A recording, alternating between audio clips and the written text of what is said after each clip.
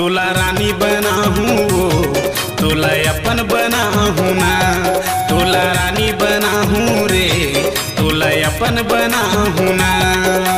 छत्तीसगढ़ के अटल कुंवारी तोला बिहा हूँ रे, छत्तीसगढ़ के अटल कुंवारी तोला बिहा हूँ रे।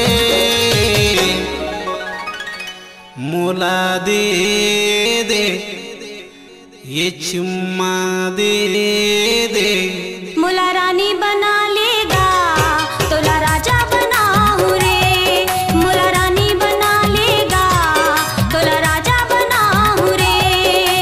गाँव पुरैना के अटल कुंवारा तोला बिहा हूँ रे, गाँव पुरैना के अटल कुंवारा तोला बिहा हूँ रे। हे राजा ले ले चुम्मा ले ले, मोला रानी बना लेगा तोला राजा बना हूँ रे, तोला रानी बना हूँ या मोला राजा बना ले रे।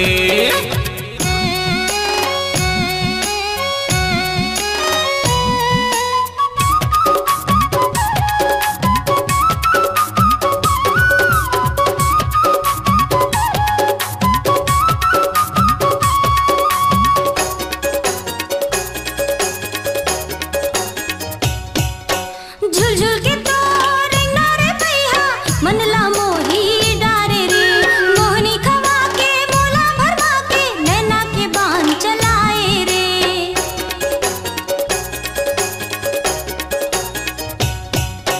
झुलझुल के तो रेंगना रे भैया मनला मोही डारे रे, मोहनी खवा के मोला भरमा के नैना के बान चलाए रे। भले जाही मोर जान रे भैया, भले जाही मोर जान रे भैया, छोड़ो नहीं तोला रे, हाँ हाँ छोड़ो नहीं तोला रे। हे राजा ले ले चुम्मा ले ले, मोला रानी बना लेगा तोला राजा बना हूँ रे, तोला रानी बना हूँ या मोला राजा बना ले रे।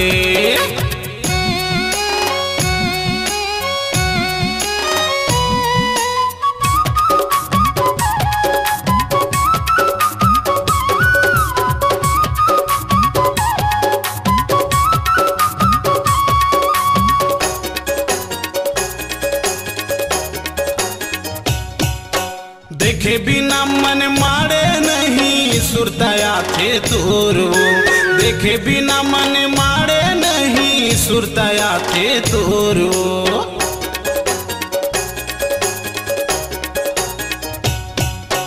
कामुहनी तय मोला खवाए रे घूमत रे गली खोर माँ, कामुहनी तय मोला खवाए रे घूमत रे गली खोर माँ। चले मटक के तहा डहर माँ, चले मटक के तहा गली माँ, मोला रे झाडारे रे, हाँ हाँ तहा रे झाडारे रे। तीर माया के माया दे दे, मोला दिल में बसा ले वो तोला अपन बना हूँ ना, मोला दिल में बसा ले वो मोला राजा बना ले रे। छत्तीसगढ़ के अटल कुंवारी तोला बिहा हूँ, छत्तीसगढ़ के अटल कुंवारी तोला बिहा हूँ रे।